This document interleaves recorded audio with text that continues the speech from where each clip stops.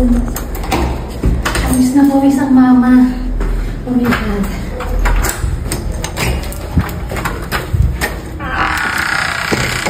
Ba't parang bukas ang aircon?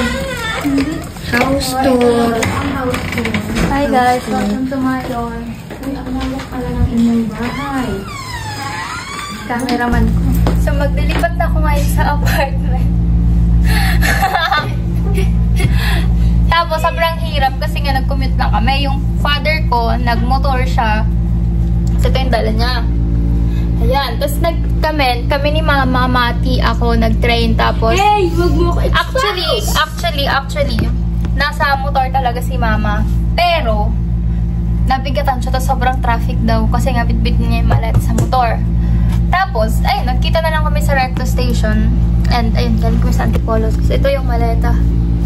Sobrang bigat nga kasi tinimbang namin siya. Umabot siya ng 15 something. 15 something. Tapos, ayun, nandito na ako ngayon. Sobrang nakakapagod ang hilo ng aircon. Ainit sa Maynila!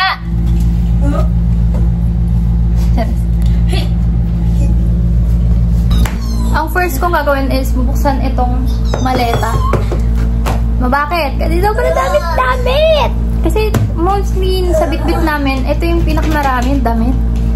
Kasi may mga gamit naman na ditong unang dinala yung mga friend ko. Tapos bumili rin siya sa IKEA ng gamit. So, easy life. Kaso nga lang, butas ang bulsa.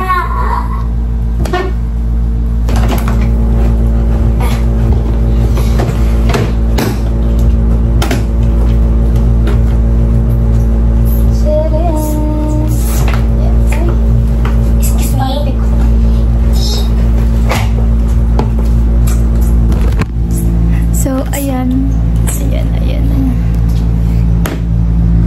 Hi. Ang cute ng kitchen namin, look. It's so ugly. It's so disgusting. What if... So, kapatid mo yan.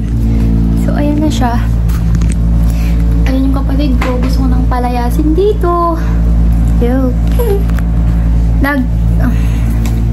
Wala sila mama dito. Kasi, bakit? Tanungin niyo ako. Nagsimba!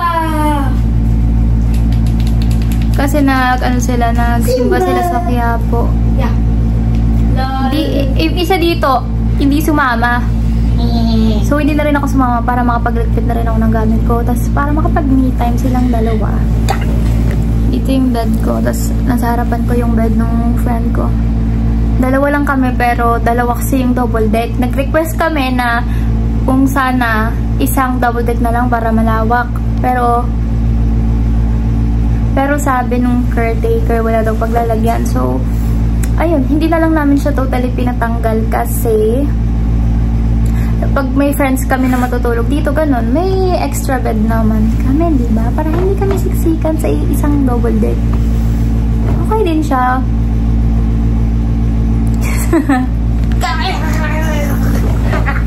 Ano yan?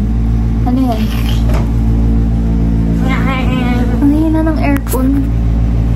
Siyempre, sa taas lang muna kasi aircon eh.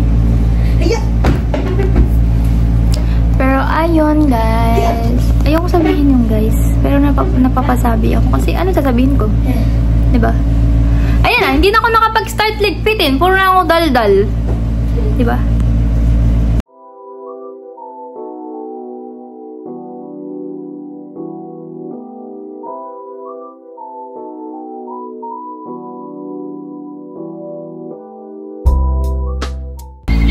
Tapos ko nang ayusin yung cabinet ng mga clothes ko. So, ito na. Taring! Hindi pa siya kompleto kasi hindi pa naman ako nag-stay dito ng ngayon. Ang inuna ko is yung mga damit kasi nga meron naman dun sa bahay. Yung mga dinala ko is yung mga yung mga may available ako sa bahay. Yun yung mga dinala ko dito. Example, itong perfume. Meron naman ako sa bahay nun. So, dinala ko na yan para hindi na masyadong madaming dadalhin. Hala. Para hindi na masyadong madami yung dadalhin ko sa paglipat ay sa... They ask you how you are, you just have to say that you're fine when you're not really fine, but you just can't get into it because they would never understand. Para hindi na masyadong marami yung dadalhin ko pagbalik ko rito, pag nag-start na yung klase. Nilinis ko yung mirror ko. Sharin, phone lang yung gamit ko pang video pala. Kasi starting pa lang naman ako and gusto ko kasi ang reason talaga ba't ako nag-video kasi gusto kong i-document yung mga ginagawa ko nung college ako. Diba? Nag-start ako, 3rd year na ako. Ano yung mga ginawa ko nung 1st year, diba? Dala rin pala ako ng toaster para pag sa umaga may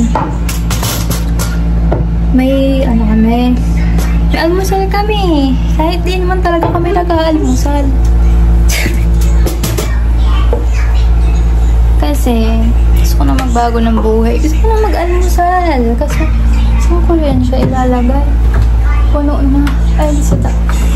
Pero sobrang taas. Oh, gusto mong abot ko. Siyempre, mag-isip. Gagamit ng upuan. Watch me and learn.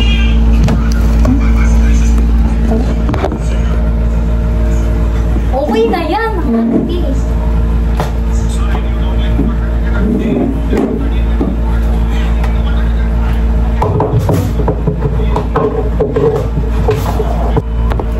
May saltik din yung mga drawer dito. Dapat sabay mo silang i-close kasi tignan mo, pag hindi siya sabay. Ay!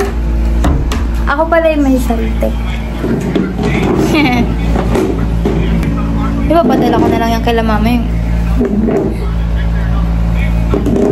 So, itong plastic, kailangan ko to kasi, syempre, may ilalagay, gano'n. Kailangan mo din save ba ng mga plastic sa earth? Save the turtles. Kahit walang dagat dito. Sobrang okay lang. Kung gusto ko ilalagay.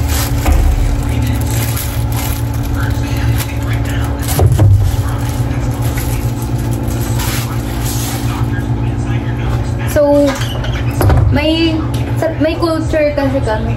Culture? Okay. May culture kami. So, etong friend ko kasi na to, yung kasama ko dito, may culture na kami sa dati naming dorm. Dorm lang kasi yung ano namin, ngayon apartment na siya. Tapos, daming patalaspas talaga. So, ayun nga, may culture nga kami na lagi kaming may dito, candies. Yan. Lagi kami may ganyan. Tapos pag may bisita, ganun, pag yung kapatid ko, may kakainin sila. Hindi ko to bayad. Tamang ko. Tatanong ko siya kung may ambag pa ako rito. Naputit na agad siya. Kala nila. Hello, pwede mo bang? Hindi ko mag-aral. Kemi lang. Sobrang eh. Tapos nandito yung mga tissue namin, alcohol, tapos yung air freshener. Tapos tambo namin, tapos may pipo siya. Siyempre hindi ko nababakita yung malaki. Baka malaman nyo. Ano po inuulit yung mga sinasabi ko? So, ayun. Medyo tapos naman na. Ay, doon pala to. Ito sa mga school supply. Tingnan. May pintuan ng school supply namin. Ano na? Nakita na. Sharing. Doon. Dito nakalagay mga... Ewan ko lang kung ginawa nitong school supply. Kasi may mga... May pagkain. May... Tag dito may mga... Nilagay kasi siyang school supply dyan. So, I think school supply siya. Lagayin siya. School supply siya dyan. Ayan. May mga ballpen. Cute. May... Sorry. Si Papa yan. Ayan, may mga ganito siyang nilagay. Ganyan. Ayan. Tapos eto. Di ko alam kung ano nakalagay dyan. Pero... Ay. Sorry. Ayan yung cabinet namin. Ito nakalagay yung maleta. Ayan. Medyo makalat pa sa iraan ko kasi syempre, ito hindi ko alam kung bigay ba to dito or binili nung friend ko. So magwawalis naman ako ngayon kasi nagkalat ako eh. Kailangan ko walisan. So yan yung kusina namin. Tapos ayun yung washing namin. Super cute niyan. Sale namin siya nabit. Yung hanggang dito ko lang siya. Hanggang dito ko lang siya sa may... Ay, sorry, back. Diba ang cute? Super liit na lang. Like, ang liit. Sobrang liit niya. So, yan. Tapos ito na yung scar namin. Yan. Simple apartment lang maliit. Pero, suwak sa budget. Nakita mo ba kung sino? Wait lang. Isilipin daw muna ni Mati kung sino yung nandyan. Diyan na, bumalik na sila mga. Sige na, topic ka muna dyan.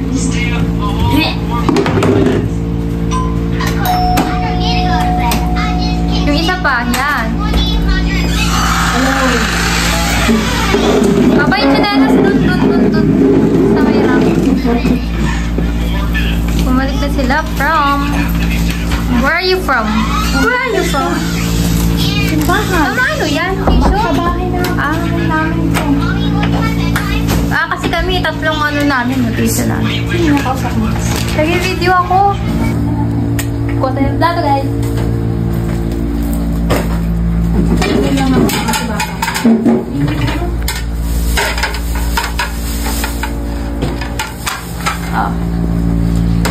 Ano pang kailangan nyo, guys?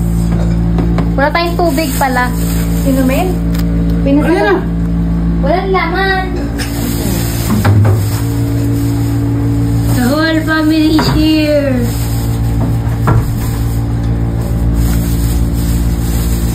So, gagawin natin yan is kakain na. Hindi na natin yung ulam natin. Pakita mo yung kakain natin. Okay, we have po tomating. What is that? Ini sa... Ano?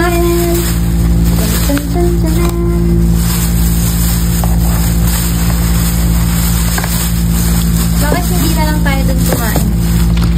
Mas mahal ba? Saan? Hindi siya. Uy, ang dami na palang kanin yun.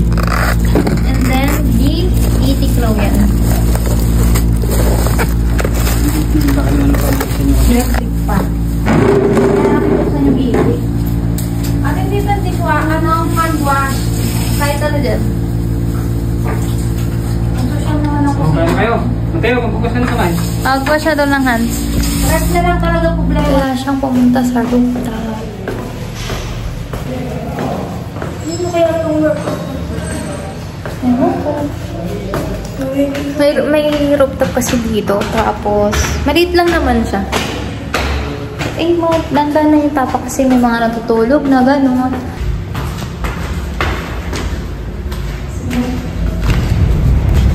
That's wow. Ay, magsasampay dito. Ha? Ay, magsasampay dito. Hingal ako. May mga sampahan dito. Yun yung view, guys. Ano ba to? Everyone. Ito. So, ayan. Mati, wag kang umakyat dyan, Mat. Dito ka, oh. Tara dito.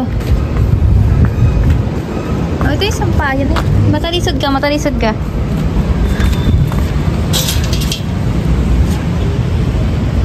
Mati, smile. Yan yung itsura ng taas. Ito may pwedeng magsampay. So, yun yung mga buildings.